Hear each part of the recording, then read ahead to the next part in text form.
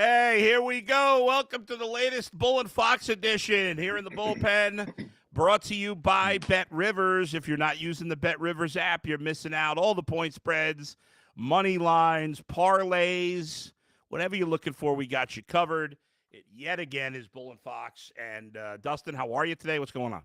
Adam, I'm doing very well. How are you? It's freaking cold as heck outside right now. Yeah. And I'm not ready for this cold temperatures to be here, man. No, I'm not ready for the cold. I'm not ready for the snow. As you know, the thing that really pisses me off more than anything is it gets dark early. I hate that. Now, fortunately, we are no longer walking out of a studio at 7 p.m., so that's good. But I still hate when it gets dark. I'm not used to it. By like 7 o'clock, it feels like it's 10. Dude, last night we went to dinner, and I got to tell you something. Now that I'm like retired from radio, I have time at dinner time, not wait until 7 o'clock. Yeah, correct. So I told Sarah last night, I'm like, hey babe, let's go to dinner. We went to this Italian joint that we love here in Akron called Dontino's. Shout out to my boy Anthony. So we go to Dontino's, and I'm like, hey babe, let's go at 5:30. Let's go have an old person dinner time. There you go. That's the way. You know what? Dude, it was the best thing ever. Oh, it's the best. I was home from dinner at 7 o'clock. It is. I love the early bird special, being with a few old people in there. It's the way to go. Mm-hmm. I feel like, Yeah, and what's crazy, though, is I got home at 7. I ate at 5:30. Dude, by 9 o'clock, it felt like 1 o'clock in the morning. Yeah. Give me the AARP card, and here we go. Let's go. Keep it moving. I know. All right, we'll get to some Cavs a little bit later, but we begin with the Browns, obviously coming off a loss on Monday night. They'll play against Pittsburgh this week. I had forgotten this, but the Browns have lost 20 straight to the Steelers on the road in the regular season. Now, they did win that playoff game, of course. Yeah. Which is crazy. But the fact that they've lost, that's got to be, I haven't checked this out, but that's got to be the longest losing streak in the regular season, one team in another team's stadium. I can't imagine there's any team that's lost 20 in a row. Who's lost more? I'm just trying to think. There's no way. I don't know. Could the Buccaneers, when they were an expansion team in the 70s, have lost 20 in a row to some team? I don't know. Probably not. So it's just crazy that they haven't, and that they won that playoff game. They actually beat them 2 weeks in a row. In fact, the Browns have not, a couple other stats even crazier, maybe. The Browns have not swept the season series from the Steelers since 1988. Think about that for a minute. We're approaching 40 years since they've swept the series from the Steelers. And it would be funny if they did it in a year where they stink. The Browns, that is, if they win this game. I mean, it certainly could be possible. I mean, the Steelers are a good team. They're just like we talked about yesterday on UCSS, the Steelers are a team that is always with Tomlin and even before Tomlin, but like especially now when they haven't had Big Ben, they're just a damn good football team. I mean, there's nothing you can say other than you can't go into a Steelers game, no matter who's playing for those dudes, and feel like it's an easy win. It's just not ever going to be the case. No, and the Steelers are 6.5-point favorites. And they should be. Yeah, and it's funny because they've played, they've outside of Ben Roethlisberger, they've kind of done it where they've run the ball, they play good defense, and they get just enough out of quarterback at times. Like, obviously, Russell Wilson's playing better than that of late, but the last 2 weeks have been weird for the Steelers because we're used to the Steelers having low-scoring games, but that hasn't been the case. I mean, their defense gave up a ton of points to the Browns, and they won last week, but the Bengals scored a ton of points against them also. Now, I understand the Bengals have a good offense, but still. So their defense, you wonder, are they questioning themselves a little bit based on how they've played the last 2 weeks? I don't know. I expect TJ Watt to, because Myles Garrett just trash-talked him essentially after the game last time. Not smart. I mean, you certainly don't want to do that, and especially when you got to play him in, essentially 2 weeks from the last time you played. Yeah. I wouldn't have done that, but I mean, listen, Myles is going to do what Myles is going to do, and Myles can certainly back it up, anything that he says. But I would say this about that game on Thursday that the Browns won. Yeah. It was a snow game, man. Like, those games to me are anomalies, and whatever happens in those games, it's like you put it in the corner, and yeah, it happened, and we can reference it, but it's not, I don't think, indicative of how things are going to go in this game. In fact, I kind of feel like if the Browns played the Steelers without the weather, they probably lose. Well, that's what their top wide receiver said, of course, which again, for Pickens, I don't think that's a smart thing to say either. No, it's not smart to say that, but I'm a fan, and I can say whatever I want. I mean, what do you think? Do you think if the Browns played the Steelers in those like normal conditions? I think if the Browns play the Steelers are going to win 8 out of 10 times. So maybe, did the snow factor in? Sure, but why is the snow necessarily an advantage for the Browns? I mean, the Steelers are a cold weather team. They're a run first defensive team. It shouldn't really have negatively affected them necessarily. And let's face it, I mean, the Browns with Jameis are competitive. The Browns are not a 3-9 team with Jameis, right? They're a competitive football team with Jameis. No, I mean, listen, the Browns are with Jameis Winston, and this Browns team will be competitive with anybody they play. Like, there's no team in the league where you go into a game and you're like, yeah, they're guaranteed to lose. No, the Browns are going to play the Chiefs in a week, and the Browns will have a chance against the Kansas City Chiefs. Right. Because the Browns are good enough to win some of these games. That wouldn't surprise me if the Browns won on Sunday against the Pittsburgh Steelers on the road. Nothing surprises me, Adam, in this league. No, how could it? I've seen it all. Yeah. How could it? In fact, I like the Browns with the points. That's the way I'm leaning with the 6.5. By the way, I don't know if I mentioned this. I can't remember if I told you this, but so I put up a same game parlay for the fans for every Browns game. Mm-hmm. And Monday, my same game parlay was the Browns plus whatever it was, 6. And then it was Elijah Moore over 40-something receiving yards, and the total over. So the total went over by maybe total went over in the third quarter. Elijah Moore went way over his receiving yards. And then when the Broncos kicked the field goal to take, what was it, a 1-point lead or a 2-point lead at the end of the game, I was like, okay, I got this parlay's in the bag, because even the Browns are either going to come back and win or they'll lose, and it'll be a 2-point game. But of course, the pick 6 allowed the Broncos to cover, and then the Browns drove again, and again he got picked off. Maybe they would have covered, but that's why they call it gambling. It's never in the bag till it's over. Sarah said the same thing to me when we were watching the game, because I was like, I'm like, oh, they're going to cover the spread, because they were down. They were down what? Either 1 or 2. I can't remember. They were down 2 points because they were up 1, then they kicked the field goal. Right, so then the Broncos went up 2. Yeah, but the Browns are down 2 points. You're like, oh my God, there's 5 minutes left in the game or whatever it was. Yeah. And they're down 2 points. They're covering the spread. And then, of course, Jameis gives it. And he gives the pick 6. And your boy Elijah Moore, bro, all you gotta do is like put a fingertip on the guy. Yeah, that was weird. And the Browns cover the spread if Elijah Moore just puts a finger on that dude, because there's no way they go down and score a touchdown. You could even argue. I know this is when arguments like this, they're kind of silly, but you could argue that the Broncos, whoever intercepted it, I can't remember who had that second pick 6. Yeah, it was forgettable. Yeah, whoever did it, he probably should have just taken a knee. Yeah, and the game is over. Yeah.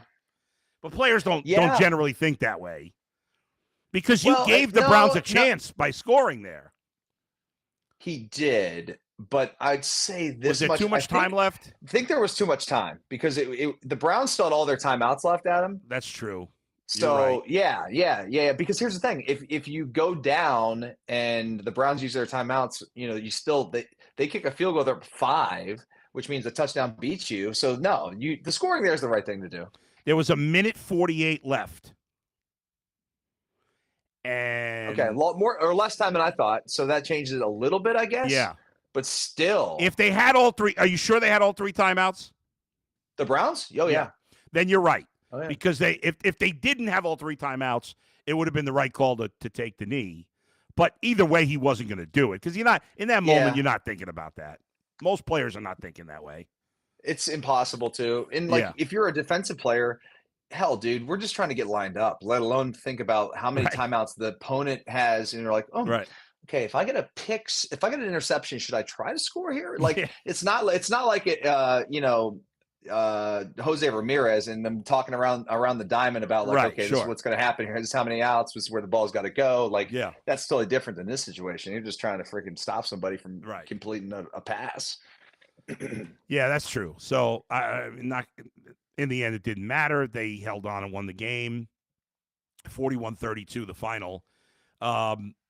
What is Thursday Night Football this week, by the way? It's not coming to me. Oh, we got a great one, dude. Packers-Lions, man. Oh, yeah, that is a really good game. Lions, great one. The touchdown favorite in this one. It's a huge – if the Packers win this game, they could still win the division. Man, look how far the Lions have come. You know, good for them, man. You got to give the Lions owner – I forgot her – I guess it's Ford, right? Still – Ford. What's her name? It was the people that was it the Fords or was it people that Little Caesars people own the Pistons and the Tigers. I know it's a woman. It's okay. It is still the Ford family. Her name is Sheila Ford. Cool. Sheila Ford Hamp. And you got to give her a lot of credit because a lot of people, when Dan Campbell first started, and he got off to obviously a terrible start the first year, and then the second year they got off to a bad start. And he can, obviously come off as a little bit of a meathead at times. Now he's a lovable meathead. That's like, now he's a meathead in a positive way. But in the beginning, you could have taken it in a negative way, and she could have easily fired him. Like that would have been, that in the past with the Lions and those bad teams, like he could have been easily fired. And look what he's done to turn this. Obviously, they have tremendous talent, but he deserves a lot of credit because I know I was somebody who thought, Jared Goff, he's all right. And I still don't think he's, the best. But right now I look at Jared Goff and I'm like, that guy's good enough. You can win a Super Bowl with him, especially because of the talent they have around him. Yeah, I mean, when I watch the Lions play, and this is now 2 years in a row, where when I watch them play, I feel like I'm watching an offense with some like a great quarterback, like an all-time great quarterback. That's what it looks like. It looks like watching a Peyton Manning offense, Mahomes offense. Like they look unstoppable, and it's one of those things where they have become a team that you're like surprised when they punt. You know what I mean? Does that make sense? Yeah. Well, I mean, look at the weapons. I mean, Amon-Ra St. Brown is of all the great receivers in the league, he's probably the most underrated. Like he doesn't get mentioned with Chase and Jefferson and those guys. But I think he's right there in that group. I know he's a different type of player because he's a slot guy. But, I mean, he's as good as any receiver. Their young tight end, I know he hasn't had. Didn't we have him on Bull and Fox at one point, Adam? Didn't we have him on as a guest? You're right. I think it was during the draft process. This was no. This was like after his rookie year. He had like a really good because he was he undrafted, Adam?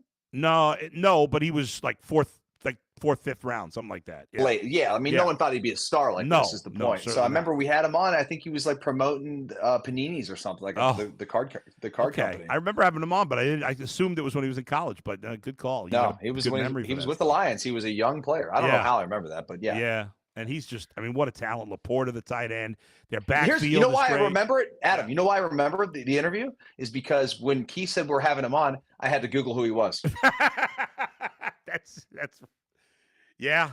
Seriously, because I'm like, Amon's. How do you say this guy's name? Yeah, I looked it up and I'm like, good player, had a good year, whatever. Yeah. Now he's a freaking no, he's a slot guy, but he's a top like 5. Right.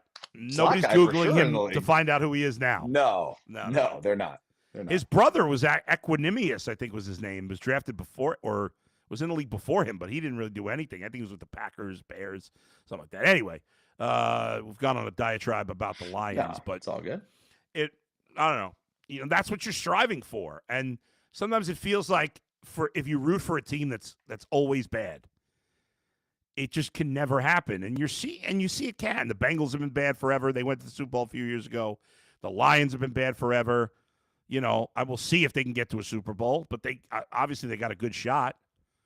I'm rooting for the Lions. I kind of, since the Bengals and Browns are not doing anything, I'm rooting for the Lions to win it all. Why not? Yeah. I mean, they're like the lovable losers, man. Yeah. They have been for a long time. Yeah. Actually, you know what, man? I like Detroit. I don't consider like Detroit like Michigan, like Ann Arbor. It's different. Detroit's it's a different town. I like that city. I mean, they're even like I went to the Tigers Guardians game this year in Detroit. First time I've been to Yeah, to beautiful. their park. Yeah. Beautiful park. Yeah. And I'm like, you kind of felt bad for that. You kind of feel for those guys a little bit too. I mean, I mean, obviously they've won more recent than the Guardians, but I don't know. Just my 2 cents on Detroit. And so I'm rooting for the Lions. Yeah, well, the Lions have never won. The Tigers won the World Series in '84, which was the first time the Cubs had gone to the playoffs in my lifetime. But that Tiger team in '84 was one of the best teams I've ever seen. And then the Pistons, obviously. Didn't the Tigers go to the series but lost like in the last decade? They not in the last decade, but they maybe 15 years. I can't remember. There was 1 year. Yes, I don't remember now. They go with that manager who had the mustache and used to smoke. What was his name? Jim Leland. Jim something. Jim Leland. Yeah. Anyway, so final thought here on the Browns. Obviously, yesterday in UCSS, there was talk about, and I know J and G are all about let's sign Jameis, let's sign Jameis. Mm-hmm. I think that's crazy right now. I not crazy. I just don't see the point of signing him now. Like, what if he gets an injury? What's this devastating injury? Why lock into him now? But as of now, I do think it's fair to say that he is probably their best option for quarterback for next year as of now. Now, maybe that changes between now and, free agency or the draft. But as of now, it's hard to see a better option for them, at least for next year. Do you think that's fair or no? No, I think that is 1,000% fair. There's just nothing now that's established or proven that you can feel like can come in and do what Jameis is doing now. Like, are they going to be able to win a Super Bowl, Jameis Winston, next year? I would bet not. Yeah. I'd bet that they probably wouldn't win it with most quarterbacks next year. You know what I mean? Yeah. But will it be good enough to keep things afloat and to be the bridge? I hate that word, but yeah, I mean, I think that's kind of what he can be. Yeah. And if it's better than that, great. Then it's a bonus. Players can play same-game parlays on college football and NFL games to earn squares. With BetRivers, our exclusive Squares game offers additional chances at profit boost, bonus bets, and many $10,000 jackpots. For more info, check out BetRivers.com or go to the BetRivers app. We got some fan reaction here. Let's see what people have to say. RDY70 says, if 5:30 is old people dinner time, I must be ancient. Everybody else jump on board with us. The 5:30 dinner time is the way to go. Man. I've never really done it because my time slot didn't allow me to do that. Yeah. But now that I can, oh my God, I used to eat dinner every night, and same with you. Me a little later than you because I had to drive home further. Yep. But 8:00 dinner was a pretty standard in the Fox household. Yep. 7:30 for me. It sucked. And my son would have to eat earlier. Your kids would have to eat earlier because they can't wait till 8:00 to eat dinner, especially when they're young. Yeah, come on, no one's waiting till 8:00. Anise says, I don't think we need to start DTR. It's not going to give us an answer on everything. I know there were a lot of people that wanted to see DTR. Do you have any interest in do you feel like they should start him 1 or 2 games for the end of the year or no? I don't see a problem with it. Okay. And the reason I don't see a problem for it is because the wins don't matter. And as long as you feel like it still gives your team a chance. Like, you're not like making the players be like, oh, we're giving up or conceding this game. Right. If you're just trying to get, like, the player needs experience. And like, I don't know that DTR is going to be a future franchise quarterback for anybody, let alone the Browns.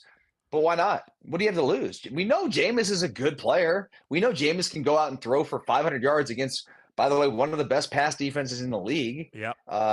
So that we know that. Do we need to see more out of Jameis Winston this year? I don't know that we do. Do you? I get what you're saying, but you don't think the players would feel like they're giving up? I don't know. I mean, they're not. I know they're not going to make the playoffs, but at least as of right now, they're not mathematically eliminated. Now they probably will be after this week. So I would say once they're eliminated and you're down to the final game or two, I think there are other position groups that will get young players involved and play them, start them, whatever it may be late in the year. This is what happens. Yeah. Hell, I played it like I was mostly a special teams guy, but late in the season when we were out of it, I got it on defense quite a bit. Yeah. Yeah. Okay. So I guess we could see that maybe in the last game or two, but I'd be surprised if it happens before that, even if they are officially eliminated this week. One last thing on the Browns, which I was curious. think we might have talked about it for a minute yesterday, but as a former defensive back, Mhm. when you look at and for some reason I'm drawing a blank on what's his name, the great cornerback on the Broncos. He's like one of the best in the league. The great one currently? Yeah, why can't I think of his name? The Surtain? Surtain, right. Why, when Judy like, they were playing a lot of zone in that game, and it seemed like every time they went to zone, Judy was wide open. When you have, like, I know Elijah Moore was playing well too, but, like, especially because Judy wants to stick it to the Broncos, I was surprised they didn't have Surtain on him more often. Why would they not do that? I'd have to go back and look and see, like, what they do with their corners. A lot of teams will play corners left and right, or field and boundary. It's not really field and boundary as much in the pros as it was in college, because the hashes are shorter, are closer together. But some corners in the league don't play on the left side; they only play right side, and vice versa. When I was in Philadelphia, we had two really good corners in Lito Shepherd and Sheldon Brown, and Lito played left and Sheldon played right, and they never switched. And it was like, oh, okay. I mean, Lito was probably the better player, and, like, it didn't matter who we played, they were on left and right. So I'm not saying that's exactly what the Broncos do. I didn't really pay attention, to be honest with you, what side he was playing, but I think that's probably what the situation was, because, like, in a situation where you can match up a guy and he's comfortable playing both sides, you'd have him trail that receiver and follow him around, mirror him throughout the game. Let's spend a couple minutes on the Buckeyes, and then we'll talk about the Cavs. This loss to Michigan. I mean, the last few years, okay, you had Harbaugh. Obviously, Michigan was a more talented team than they'd been in years past. But, and I don't mean to be too mean, but whatever, it's me. The Michigan quarterback. You said it. Yeah, the Michigan quarterback. I mean, that guy's terrible. It's a great story, though. Have you heard his background? He's a walk-on, right? Well, yeah. I mean, his story of how he beat cancer and stuff. I did not know that. I was lost in the It's pretty. No, it's okay. He didn't play great. Yeah. But it's pretty amazing that the guy, when he was, I think, 15 or 16 years old, had leukemia and, like, lost, like, all the weight, somehow battled back. Yeah. And I watched the thing on game day. My God, you want to cry in 30 seconds? No, Watch this. Awesome. No, I wasn't trying to make you feel bad. I agree with you. He didn't play great. Yeah. But it is a pretty amazing story that kid, for someone who everyone counted out, he ends up starting against this Ohio State team, and they get the win. So, and how, whatever. I know everybody will say, well, it's a rivalry, you never know. But come on, Ohio State was so much more talented than Michigan. And Ryan Day just puckers up in every games. In every area on the field except defensive line. And that's exactly where the Buckeyes ran every play. They ran inside at the teeth of their defense, which is the strength of their football team, let alone just their defense.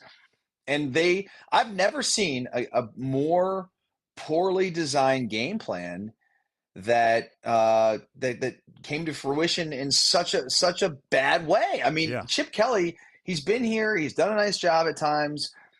This was the worst. I mean, you how embarrassing to have this on your resume. Yeah. Everybody in the world knew that running inside was not going to work. They did it, I think, 18 times. They ran the perimeter, I want to say, I've read the stat, I don't know, it's more, half dozen times or something like that, and it was like double the yardage per play. It's like, what are we doing? We have Jeremiah Smith on the outside. We took, like, no shots down the field. Yeah. But and Ryan Day even admitted, I think it was either today or yesterday, that they made a mistake trying to run it inside. But how did they not realize that before the game and during I just don't understand how that was the game plan. It's crazy. Man, I could have handed my son, Tatum, who's 11. He plays college football on Xbox. I could have handed him the playbook from Xbox, and he could have called a better game. Guaranteed. Yeah. I'm not even being sarcastic. That's how bad it was. Man, and I think Ryan Day is going to lose his job unless he wins the championship.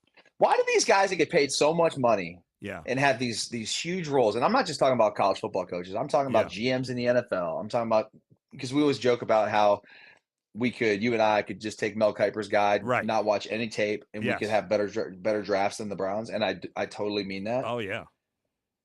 How can things like this happen where we can be saying like my 11-year-old son can do a better job than that? And I'm not even joking. Yeah, there's really no answer. Is it because there's such, you said this, like he was puckered up, he was nervous, he was like not there, he wasn't present. You think because he didn't seem locked into the moment that things just got away from him? I'm telling you, dude, I watched this game from the press box in Bowling Green, Kentucky before my game began at 4 p.m. And watching the Buckeyes wrap up. And I'm telling you, we didn't have the sound on, just had the iPad on because we're working, getting ready to start the game. And I'm just watching the body language as they panned to the sidelines and showed Ryan Day. Yeah. And I told my partner, Matt Schumacher, I said, Matt, look at his face. I said, I pointed to the clock and I said, look at his face. I said, it's done. I said, he is so puckered up right now that this team, they'll find a way to collapse. And the reason that I felt that way is because as an ex-player, I understand wholeheartedly how much of an identity the team takes on from the head coach. Mm-hmm. And no matter the situation, when you look at your head coach, if he's smiling, if he's confident, if he's calm, if he's frustrated, if he's nervous, you can tell, and you personify it. Right. It comes out of you. I mean, the players played is just as tight as Ryan Day was. They did. In these 4 years, and especially the last couple of years, Michigan has been the tougher team. It seems like they play with much more energy. I mean, for so many years, when we started our show in 2011 until 4 years ago, you never thought Michigan was going to win because Ohio State was always not only more physically talented, they played with more energy, they played tougher, and now it's been completely reversed, except that Ohio State's still more talented. But yet they've lost. And Tyvis said today that he wonders if, because remember Harbaugh a few years ago when Urban Meyer left and Ryan Day beat Harbaugh the first time they played. And Harbaugh made that comment and said, yeah, some people are born on third base and think they had a triple. Referring to like essentially Ryan Day just got handed this job. Urban Meyer set it up and blah, blah, blah. And he also said that Ohio State wasn't a tough enough team. And Tyvis was saying like he still feels like that Ryan Day is not only trying to win, but trying to prove that his team is tough. And that's why they ran the ball up the middle so many times. If that's the case, doesn't it go back to when Lou Holtz made those comments about Ryan Day's teams or something? Yeah. And Ryan Day was so triggered by that. Yeah. By an 87-year-old man or whatever. Lou's the best. I mean, he could be 100. It doesn't matter. Like he's Lou Holtz. But the fact that would bother you, it's just, man, some people, and I'm not just saying this, and I like Ryan Day. I think he's a really good football coach. Obviously, he wouldn't have this job if he wasn't. So, like, let's not get it twisted here. He's not good against Michigan. And maybe the situational football he's not good at in big moments. I don't really have a great answer for you, but I know this much. Mm-hmm. When it comes to playing the Blue Bellies, those guys in the maize and blue, he coaches differently. Yep. And he doesn't get it. And I don't know that he ever will. And that's what stinks is because I think honestly Ohio State can still win a national championship this year. That's what's so nuts. Well, there's no dominant team, obviously. It's a crapshoot. There's not. And because we don't have Michigan in the playoff, I think Ohio State's got a great chance to win this whole thing. I mean, that's the only thing Ryan Day could do to save his job, I think, at this point is win the whole thing. I would say so. I mean, when I'm out and about, people are asking me about Ohio State, and certainly since Saturday, they've asked me what I thought about the game and what I think about Ryan Day. And I have to say, I mean, he's probably gone. Unless he wins the national championship. Right, which is not impossible. I agree with you. I don't think it's crazy to think. No, in fact, my buddy who placed a futures bet, he had a big parlay. It doesn't matter. Long story short, he cashed out before the Michigan game because he was nervous, and the Ohio State loses that game, and the odds didn't even change. Real? They're 4-1. Right. Yeah, that's funny. So plus 400 for them to win the title. I think there's a few other teams in there that are ranked higher than them that have lower odds. Here we go. Here or higher odds. At Bet Rivers, Ohio State is fourth best playoff odds at plus 475. So still fourth, even with that terrible loss to Michigan. Yeah. All right, let's wrap it up with a little Cavs talk here real quick. First, I want to tell you folks, you can earn a chance at $10,000 in bonus money with Bet Rivers prop packs. Place NBA same-game parlays to collect player card prop packs and earn rewards. A prop pack is a set of up to 3 virtual player scoring prop cards for the upcoming game, including possibly tonight, but the Nuggets and the Cavs, with an indicated prize. If the player hits the scoring target, you win the prize included. You win based on how your player performs. Log on to betrivers.com or the BetRivers app to place your bet and get your pack. All right, I'm going to my first Cavs game since COVID, if you can believe that, tonight. And not purposely. I just, whatever reason, hadn't been into going that much in recent years. And I wanted to see Jokic in person, and I wanted to feel the atmosphere of the arena since the Cavs are playing well, and this is a big game tonight. So I got myself a press pass for tonight's game, and so I'll be there tonight. Are you going tonight? No. I'm not going tonight. Who did they play again, you said? Playing Denver. Denver, yeah, it's a good game. Man. We have a half season, so we don't have every game, obviously. We have 21. Right. We had Tuesday nights, which we couldn't go to that. But I went Sunday. I went to the Celtics game Sunday, which was great. I went to the Lakers game earlier this year. I'll go to more as we get into through the holidays in January. But once football season's over, I start going a little bit more. But yeah, dude, you're gonna love it, man. This team's so much fun to watch in person. And the atmosphere, I mean, going back to the LeBron years when I used to go to the arena all the time, I mean, the atmosphere was always great. And I just feel like this team is I mean, it's a totally different team than when LeBron was here. Instead of having two superstars and a third really good player, this is like 4 really good players, none as good as Kyrie or LeBron.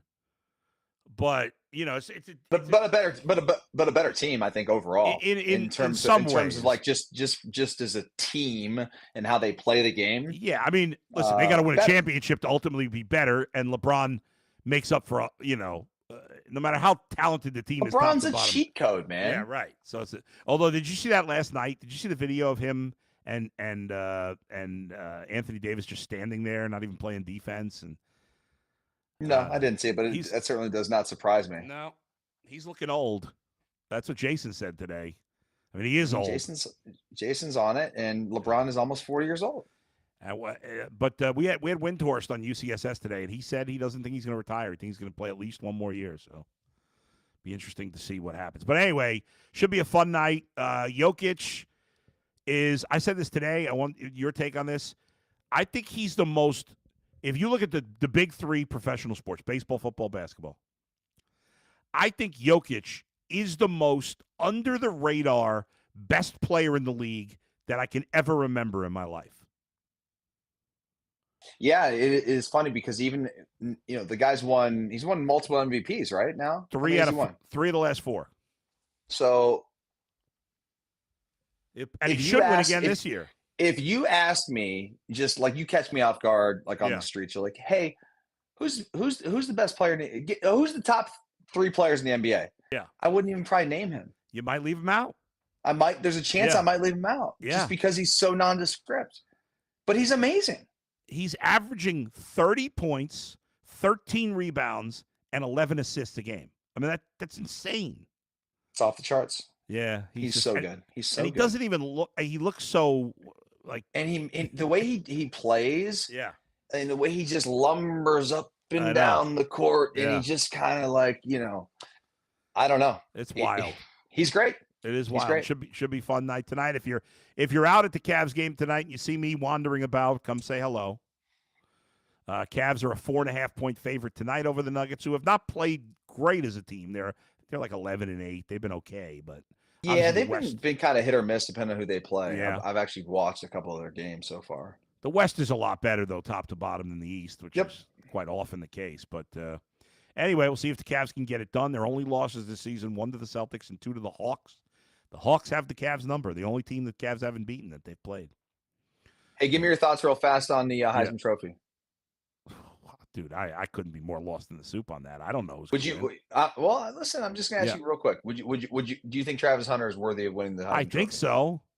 But to be fair, I haven't followed college football close enough outside of Ohio State to make a strong opinion. Like That's fair. I'm just curious. I do care about your opinion. I appreciate that. I But got to vote this weekend. I just think what this guy has done, it's kind of like Ohtani in a way. I know, he's got to do it on the professional level, and who knows if they'll give him an opportunity to do both on the professional level.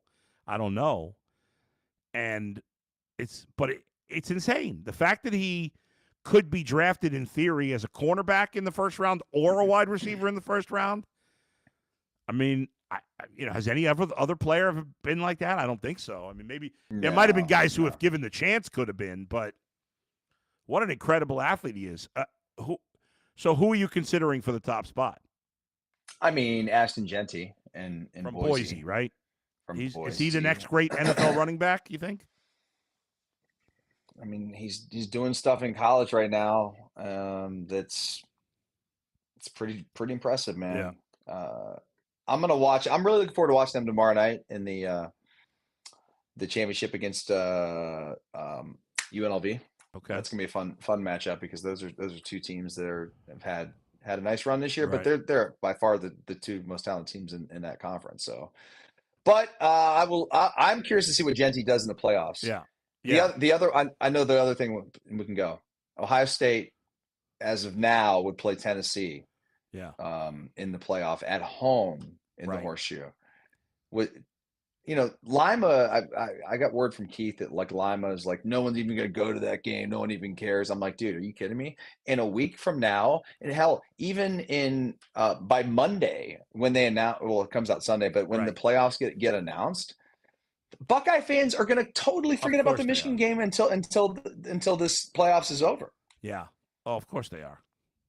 By the way, speaking of Buckeyes, did you see what happened to the basketball team yesterday? I did. You texted about it last night. In fact, that's right. I was watching. You texted before it got even worse. Yeah. Well, they were losing at halftime. They were down 50-17. Not great. Which I know Maryland's really good. And they've traditionally. Yeah, but Ohio State, I think, isn't Ohio State like 7-1 or 7-2? They were 5-2 coming into the game. Okay, but this was their first Big Ten game. Yeah, they had lost to Pitt in their last game, but only by 1, and they lost to a ranked Texas A&M by 14. So the other games they crushed their opponents, and they beat a ranked Texas team. I don't know how good they are. The other teams they beat are all smaller schools, but yeah, that was pretty crazy. That they won by that much. All right, thanks everybody for joining us. You got a game this weekend or no?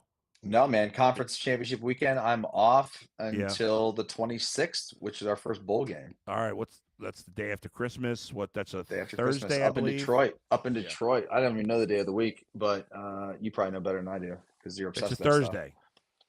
Christmas Day is a Wednesday, so. Perfect. Yeah, I'm actually it's in Detroit, so I'm just driving up there Christmas evening and doing the game the next day and coming right back. All right, man. Well, enjoy your weekend. Everybody have a nice weekend. I'll be on UCSS tomorrow. And good job by Alex today and Z for producing. Thanks to all those who sent us stuff in the chats. We'll talk to you next time.